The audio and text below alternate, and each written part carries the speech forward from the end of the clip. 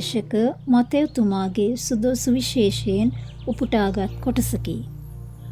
ස්වර්ගෙහි වැඩවසන මාගේ පියාණන් වහන්සේගේ කැමැත්ත ඉටු කරන අය මිස මට ස්වාමිනී ස්වාමිනී කියන සියල්ලෝම ස්වර්ග රාජ්‍යයට ඇතුළු නොවන්නෝය. එහෙයින් යමෙක් මාගේ වචන අසා ඒවා පිළිපදීද ඔහු පර්වතය මත තමාගේ ගෙය තනාගත් නැනවතෙකුට සමානය. වැසි වැස ජලය ගලා සුළඟ හමා ඒ ගෙට ගැසීය. එය පර්වතය මත පිහිටි බැවින් බිඳ නොවැටිනි. තවද යමෙක් මාගේ මේ වචන අසා ඒවා නොපිළිපදීද ඔහු වැලි මත ගෙය තනාගත් අනුවන මනුෂ්‍යයෙකුට සමානය. වැසි වැස ජලය ගලා සුළඟ හමා ඒ ගෙට ගැසීය. එය බිඳ වැටිනි.